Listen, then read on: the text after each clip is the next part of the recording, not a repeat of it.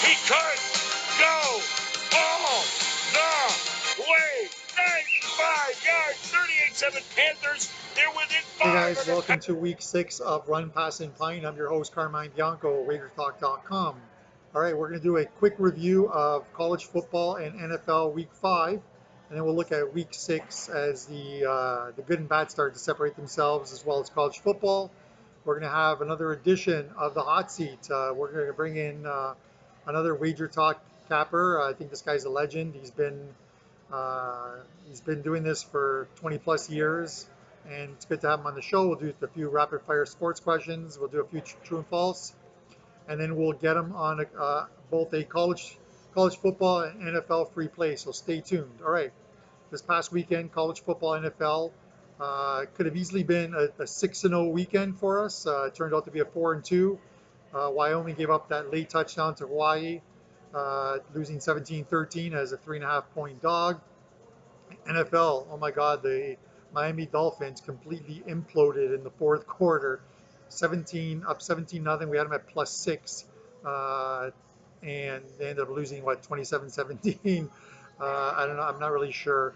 But some of that play calling, I'm not really sure what Tannehill was thinking. But regardless, a loss is a loss. We did win our 5% play with Arizona. We figured they would win outright, and they did against San Fran.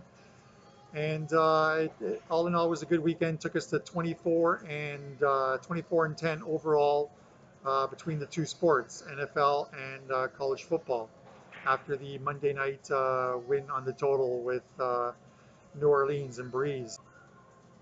All right, let's get to our hot seat edition this week. It's none other than Teddy Covers. Teddy took some time out of his busy schedule today. This is being recorded on Wednesday, of course, to come on. And after a few technical glitches, we finally got this right. So, Teddy, take it away. All right, guys, in the hot seat today, we have Wager Talks Teddy Covers. For those who don't know, Teddy's a fucking legend in the sports betting world. He's been on numerous TV programs, CBS for March Madness, ESPN's 30 for 30. And actually, he's been on, I have to find it, he's been on Netflix, so I'll have to find that because I'm a big Netflix guy. And obviously now he's on the prestigious hot seat with Carmine Bianco. Welcome, Teddy. Hey, good to be here, Carmine. Yeah, the movie's called Life on the Line. It's actually one of the, I don't know, there's a lot of good documentaries on sports betting. This is a good documentary on sports betting, so you can check it out. It's on, all those type of places where you can find movies from 5 years ago. All right, awesome. Okay, listen, so what we're going to do is literally I'm going to fire off about 7 or 8 hot seat questions to you. I'm going to we're going to do a quick little true or false, and then I want to I'm going to pick a couple games for you to give away as free plays, if that's cool with you. Sure, let's roll. All right, man, let's fire away. How long sports especially? Well, I've been in Vegas since '98, and I've been betting full-time since 1998. The first couple years out here, I thought I was betting professionally. There's a steep learning curve when you're doing time. So let's say since about 2000, I've been betting full-time. All right, that's pretty good. And you're still around, which is very good, because I've known a lot of guys who've come to Vegas, and it's like like they say, like in horse racing, like the graveyard of champions. The guys come sure. Back, but you're around, which is great. All right, your favorite and sort of toughest sports to bet handicap? I mean, my favorite sport is whatever sport I'm beating at any given moment. There are years I have great NFL years, and then I love the NFL, or great NBA years, or great college football years. I'm not this is my best sport, I'm only focusing on this sport. That's not how I've been able to grind out a living all these years. So I'm not, at any given time, whatever I'm seeing clearly is my favorite sport by far. And anything I'm not seeing clearly is my least favorite sport. If you say which sport's the toughest for me to beat long term, it's probably baseball. Just because the summertime in Vegas, the grind wears you down in football and basketball. By the time summer hits, it's really hard to put the energy into MLB. And of course, with baseball, you've always got to, I seem to run into all the, they hit 7 home runs but didn't cover the run line, or, all these anomalies seem to happen more often than not in baseball. So I find that to be probably the most difficult sport that I handicap. Yeah. For some of the guys that are out there who may not know this, like how much time do you actually spend putting together like a card, like or handicapping like a certain weekend of, let's say, college football or NFL? All week. I mean, how much time do I? Literally, every waking hour I shouldn't say that because I spend some time with my wife and I spend some time with my son. But the reality is that when you're doing this full time, you're doing this full time. There's not any point during the week, whether it's a Monday morning or a Wednesday afternoon or a Friday night, that I'm not either thinking about the games, looking for something on the games, looking for written material, looking to follow what the beat writer just said on Twitter. The process is ongoing, and that's the difference between doing it full time and doing it part time. If you're trying to do this and have a full time job doing something else, good luck. Yeah. I wish you luck. But yeah, it's hard. Work. It's something that it helps me to keep the gears running all the time. All right, let's ground things a little bit. Your largest wager. It doesn't have to be. We're not talking. I'm not asking you for money wise, but like your largest wager. Just sort of talk about it. I was all in on one bet. It was early on. I think it was either 99 or 2000. It was, early on in my tenure in Vegas. And there was a Monday night football game. It was Falcons and the Steelers. It was the year after Atlanta went to the Super Bowl, so that would have been the 99 season. It has to be 99. I bet every dollar that I had. I bet every dollar that I could get. I bet more than I had on that game, although I had some of it on the money line and some of it plus the points. And had I lost that game, you probably never would have heard of me. Never would have met me. I don't think I'd have made it. Literally, I had everything on the line. I'd be interviewing the press right now instead, but no, I'm glad it's. God forbid. All right, your worst bad beat. I'm actually glad it's not that game that you're talking about. No. Actually, there was a bad beat on the other side for that. Kind of. I was trailing by margin in the fourth quarter, and we rallied back. Worst beat. I mean, the out is the freaking Super Bowl, of course. Falcons. I had the Falcons. They're up 28-3 in the second half. They're not losing that game, let alone not covering plus 3 or was it 3.5? I don't even remember anymore. All I know is that game haunted me.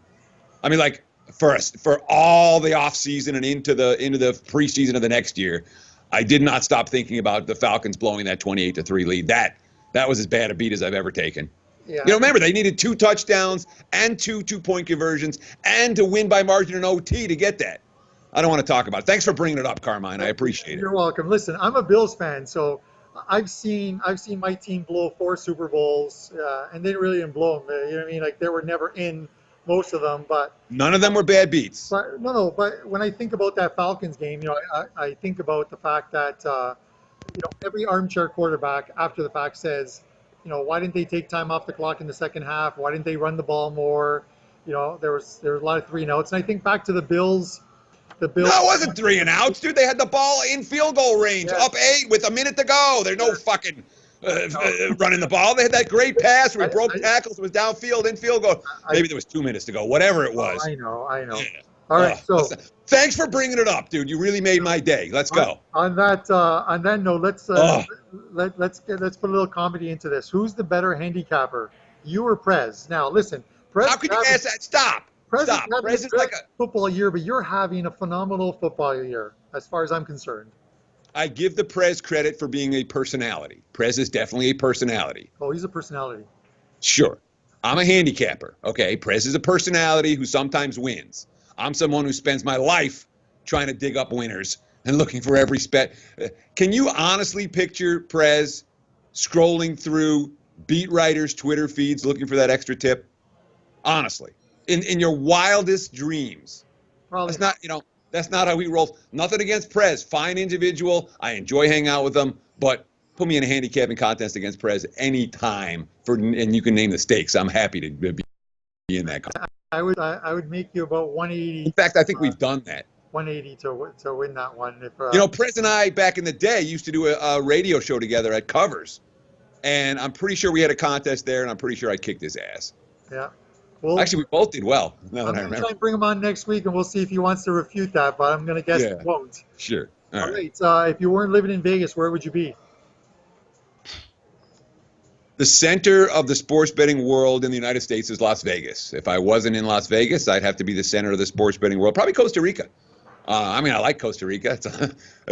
It's beautiful. The beach is good.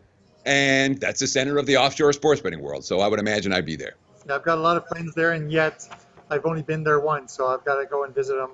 Again, a lot of them are in the sports betting, sports betting world down there. All right, let's pop off a few true or falses. Rams are the best team in the NFL. True. All right. Ohio State will win the national championship. I had to ask you that because you're a Michigan alumni. Well, it wouldn't matter who you ask me. If you give me any one, Alabama, will Alabama win the national championship versus the field? And I have to answer false. So Ohio State would definitely be false. They're not the favorites to beat the field. False. Buckeyes aren't getting there. Neither are the Wolverines, though. All right. I'm a big hockey fan, so here's a hockey one for you. The Vegas Golden Knights will be overrated many times this year. True. Overvalued, not overrated, overvalued. Yeah, both. Yeah, very true. Of course. They've already been overvalued. They've already been overvalued in each of their first two games. All right. Boston Red Sox win the World Series this year. False. All right. Again, you give me one team against three. I'll take the three. You're an odds guy. You're a numbers guy, so I expected that from you. All right.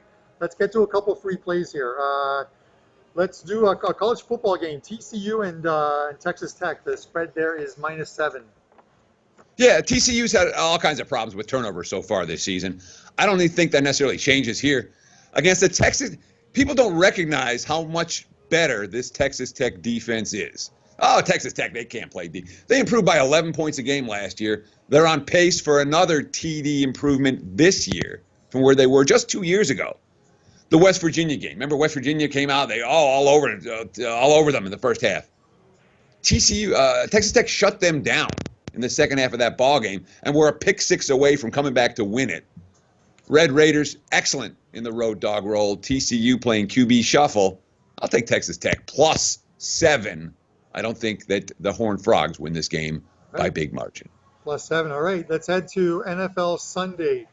We have my Buffalo Bills in Houston to take on the Texans. Texans right now are -9. Texans can't be -9. Look at Bill O'Brien when he's laying a touchdown. Seriously, go back and look at this one coach, his track record when laying a touchdown or more. Hint, it's not pretty. And we've seen Houston, the stats are great. Oh, they're getting the pass rush. Oh, Deshaun Watson's putting up these big numbers, yada, yada. And at the end of the game, the Texans have 16 points and 18 points and 19 points. You can't be laying against Sean McDermott's defense. We've seen, even in that ugly game at Green Bay, all right, forget the Ravens game, week 1, with Peterman at quarterback. Just throw that whole game out, throw all the stats out. That's not the Bills, all right? The 4 games since, they had the bad first half against the Chargers. Well, that was right after that. The 3.5 games since, they've been right there with anyone. Even the game at Green Bay where they got shut out and the offense couldn't do anything, that defense was phenomenal. Kept on holding the Packers out of the end zone and field goal. Texas can't win by margin. Give me Buffalo +9 and shop around. I don't know what book you're looking at. I'm looking at my live odds screen right now, and I'm seeing the markets moving to 9.5 on this ball game. I'm even seeing a 10 out there right now. So it's not a mature marketplace yet for Buffalo and Houston because Deshaun Watson still listed as questionable. He's going to play, and the line's going to be 9.5, and shop around. You might he get was holding. I don't even understand some of that play calling, or whether his own decision to run there, but he took so many hits there, and then he's holding his chest in the fourth quarter. I'm like, this guy's going to be questionable all week going into this week now. The Pinnacle line currently is like 9.5 or whatever, but I'm sure at some point that line's going to settle once we know or once we have a better idea of what Watson is. A tough thing for me is, I've got Houston guys, obviously Watson and Hopkins in my fantasy football on 3 of my teams. I think it is 3 of my teams, and Watson's putting up points, but it's the points you expect him to put up. Hopkins, they just haven't connected this year for those, couple of touchdowns a game where they both explode. I believe what you say about the Bills defense. I actually thought the Bills would be 0-8 after their first 8 games. I think I mentioned that in the video. They surprised me, obviously upsetting the Vikings. I'm not sure if that was just the Vikings completely sucking on that day or the Bills, being really really great on that day. A lot against the Titans on the weekend. They looked really good, that defense. So I think you're definitely right there. And yeah, Houston's 1-9 their last 10 against. So like I said, laying 9 points or 9.5 or 10 is a little ridiculous with this team right now. Well, it's not ridiculous. I mean, that's what the markets are expecting to get two-way action. At a 9.5 spread, that means they're going to get half the bets on Houston and half the bets on Buffalo. So it's not ridiculous. Yeah. I just don't think the Texans are good enough to cover that number. All right. Okay, listen, Teddy, I know you took a lot of time out of your schedule twice to get this done with me. I really appreciate it. A few technical glitches earlier, but listen, man, I really appreciate you coming on, and we'll extend an invitation to our counterpart, the Prez, next week and see if he wants to come in and refute anything you said. But listen, you're having an excellent weekend, excellent season so far. Why don't you tell me what you got this weekend in NFL and college? Oh, sure. I mean, we're just, board here on Wednesday. I've put up my first NFL plays. We'll have college posted later in the week. And as you mentioned, it's been a very good start to the season. The NFL has been great. The college has been profitable. And we'll see if we can keep it rolling. That's the bottom line for week 2 in October. Second week I of October. appreciate it, guys. You can find Teddy at wagertalk.com. Head over to his handicapping page and check out his plays both for Saturday, Sunday, and if he has anything up for any of the early college football games. I think there's there might be a couple early Friday games as well too. But Teddy's killing it in football this year, and jump on board, guys. Teddy, thanks again. Hopefully this wasn't as painful as you might have thought it would have been, but thanks for coming on. My pleasure. Have a great day. Best of luck to all of you out there in Viewerland. Cheers. All right, Teddy, thanks for coming on the show with us and being in the hot seat. I know this is being recorded on Wednesday. I know you took some time out of your busy schedule today recording to get to come on with us. Really do appreciate it. We'll see you in December when I'm out there. All right, Teddy gave out the Bills getting 9 points on Sunday against Houston, and the Red Raiders getting 7. So good luck to Teddy. Remember that college football game goes on Thursday. All right, a couple free plays. Last week we gave out the Titans jersey I'm wearing today for this. They didn't get the job done in Buffalo, dropping a decision. We also gave out the under in the Chargers Raiders game. That went well under the total as expected. I thought 52 was a little high, and I think the final came in at something like 36 points. So good to get one there. I'm going to look at a couple games. First game in college ball. I put this game out earlier in the week, so I'm going to make it a free play because I've now taken it down off the website. Mainly because the spread I gave it out at is no longer available, and that is Temple. Temple was laying 4.5. I released that 4.5 earlier against Navy. The line is up around 7.5 right now. That has a lot to do with Navy losing their quarterback. It was just announced earlier today. That line's gone up to about 7. As you know, with that offense, and Ralph and I talked about this a little earlier in the day. The quarterback is so crucial to that offense that Navy runs. He's out. That line is up to 7. I still think it's playable, and it's a free play. It's just most of the value is gone. Obviously, I liked it at 4.5. I still like it at 7, but I had to take the play down. I don't want someone buying a play for that's listed at 4.5 and then logging into their sports book and get it at 7. But it's a play and it's a free play. So take Temple this weekend, college ball. Our free play is going to be NFL and the Jags Cowboys game. You have the Jags laying 3 points. They come off a loss in KC, 30-14. Their much talked about defense wasn't really as bad as that 30 points really looks. After giving up an early 13 points, a couple field goals and a touchdown, they settled down in the second half, only allowed 10 points. One of those touchdowns at the end of this second quarter pretty much put that game out of hand. That was a Bortles pick that cost them those 7 points. They only allowed 10 points in the second half. They look good. One of the problems is that defense was on the field most of the game. With Fournette out of the lineup, it's a little tougher on that offense. It puts a lot of pressure on Bortles.